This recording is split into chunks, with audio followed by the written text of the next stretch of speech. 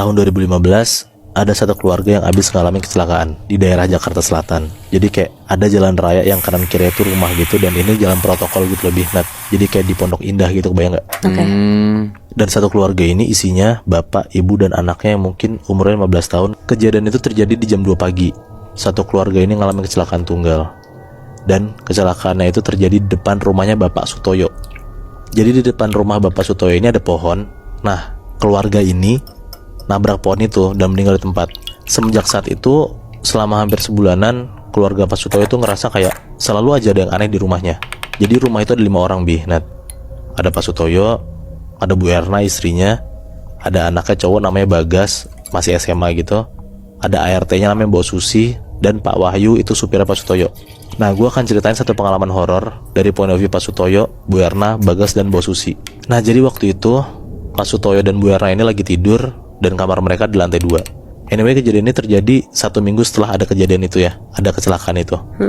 Mereka berdua tidur dengan lampu mati, jadi benar-benar gelap banget lah Nat di kamar itu. Sekitar jam 12-an malam, Bu Era itu kebangun karena dia ngerasa kayak kamar dia tuh kayak terang gelap gitu lah. Kebangunlah Bu Erna.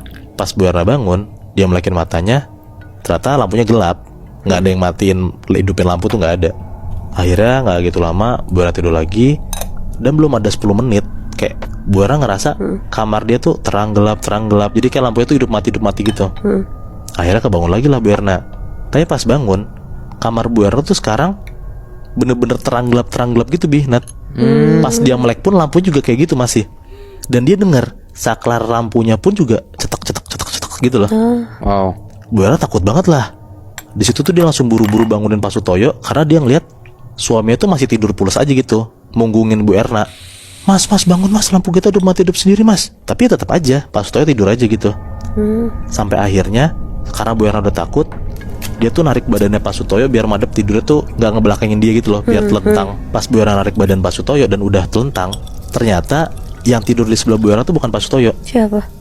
Dia ngeliat Nat, ada cowok yang mukanya tuh hancur banget tidur di sebelah dia. Oh.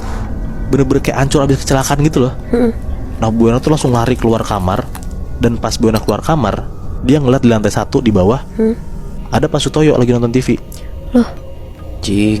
Nah, lo tau gak Nat, kenapa Pak Sutoyo pun juga tengah malam di bawah lagi nonton TV? Jadi, karena pas banget Pak Sutoyo baru mau tidur, jam setengah 11-an, dia tuh ngerasa dia ketindihan. Pas dia lagi liar-liar gitu, setengah sadar, dia ngerasa ketindihan, dia gak bisa gerakin badannya. Dan pas dia lagi melekin matanya, Pak Sutoyo tuh ngeliat di atas badan dia ada 2 kuntilanak yang lagi duduk di badan dan di kakinya dia. wow. Nah, di tahun 2013-an ada satu keluarga, suami istri dan anaknya umur 20-an tahun lah. Kita sebut aja namanya Yuni. Datanglah ke desa ini. Nah, mereka semua, Yuni dan orang tuanya, nginep di rumah saudaranya mereka. Nah, di desa itu, saudara keluarga Yuni ini juga tinggal bertiga. Suami, istri, sama 1 orang cewek yang seumuran juga sama Yuni, namanya Sarah. Pas banget hari itu, tepat di hari Kamis malam. Ya, which is malam Jumat kan. Singkat cerita, nah sekitar jam 12-an malam, semua satu rumah udah pada tidur. Yuni tuh gak bisa tidur Nat, karena dia lapar. Dia mau ngebangunin orang rumah gak enak. Akhirnya dia keluar tuh ke ruang makan buat nyari makanan. Ternyata makanan rumah mereka kosong, habis semua. Karena Yuni juga tahu ada warung yang buka 24 jam, akhirnya Yuni mutusin buat keluar rumah buat beli makan. Beli makanan di warteg itu. Nah, sekitar jam 12-an malam, Yuni jalan ke warteg itu, dan ternyata warteg itu buka Nat. Oh. Dan emang sepi pengunjung gitu, lagi sepi kayaknya malam itu. Pas dia masuk ke dalam wartegnya nih, kosong, penjaganya gak ada.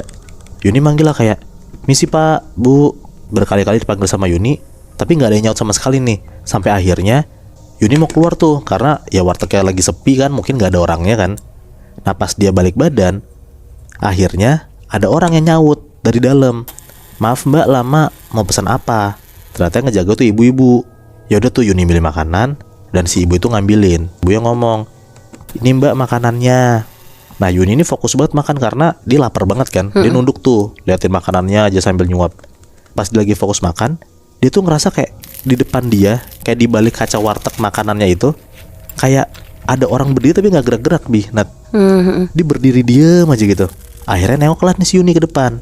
Pas Yuni nengok, ternyata dia ngeliat si ibunya lagi diem aja, ngeliatin Yuni sambil senyum-senyum juga.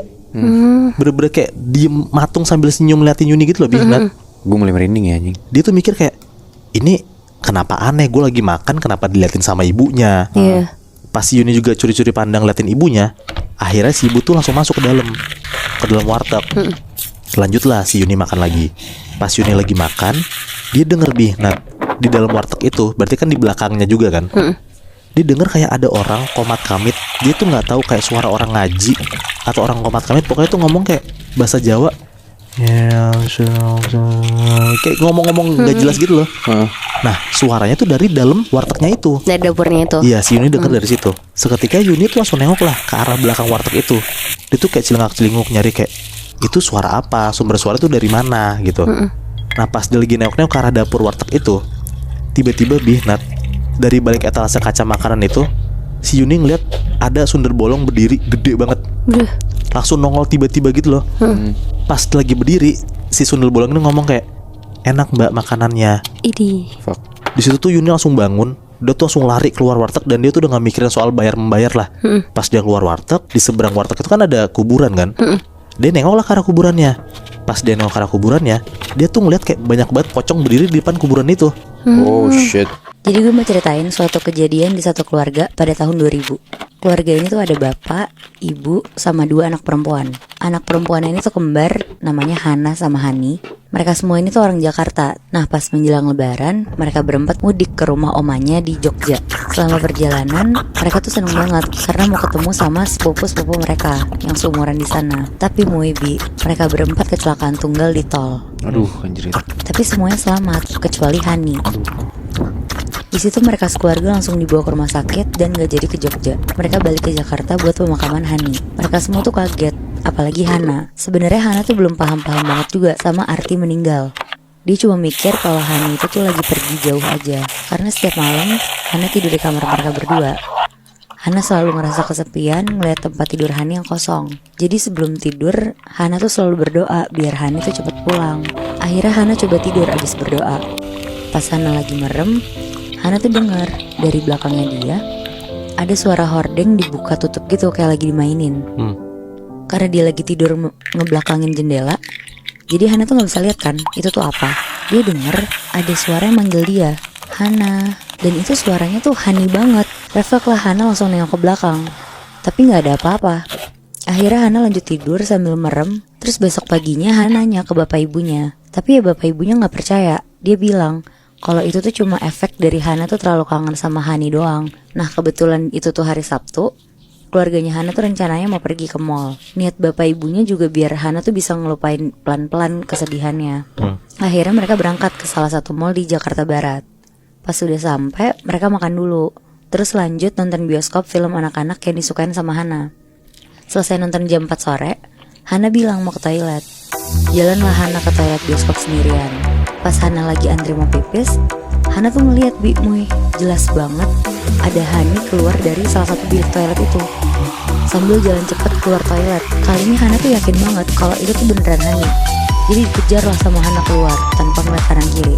Sampai ke lobi dan akhirnya tuh keluar mall tanpa disadari sama Hana. Dan tanpa disadari, di kanannya Hana tuh ada mobil ngebut banget. Pas Hana nengok kanan, dia tuh sebenarnya nyaris banget ditabrak. Tapi untungnya Hana tuh ditarik sama bapaknya. Jadi pas Hana lari-lari keluar dari toilet bioskop, ternyata orang tuanya tuh udah ngikutin Hana juga. Hana tuh bilang kalau dia tuh ngeliat Hani keluar dari bioskop. Akhirnya bapak ibunya tuh langsung ngajak Hana pulang. Karena sebenarnya tadi aja tuh sebenarnya udah ngebahayain nyawanya si Hana. Nah sesampainya di rumah, terus karena udah malam, Hana nurut dan langsung disuruh mandi. Abis itu langsung siap-siap mau tidur. Pas Hana mau tidur, Moebi lagi-lagi ada kejadian suara hordeng dibuka tutup lagi. Tapi karena Hana udah gak mau ngeliat macem-macem, Hana tuh berusaha buat merem. Dia tuh sebenarnya takut di situ, tapi dia berusaha maksain buat tidur. Tapi semakin didiemin, suara hordengnya tuh makin ganggu. Dan bahkan sekarang tuh ada suara jendela kebuka. Jadi ada angin masuk juga. Mau gak mau, Hana tuh bangun kan dari tempat tidur. Terus dia jalan ke jendela buat nutup jendela. Tutupan jendela itu dari atas ke bawah gitu loh nutupnya. Pas Hana lagi megang yang atas buat dikebawahin, Hana tuh ngeliat ada tangan nyangkut di jendelanya dari luar. Nah pas Hana berusaha lihat ke bawah ada apa, Hana tuh ngeliat ada Hani lagi senyum sambil ngomong, Hana. Dengan wujud terakhir kali Hana ngeliat Hani pas kecelakaan. Oh shit.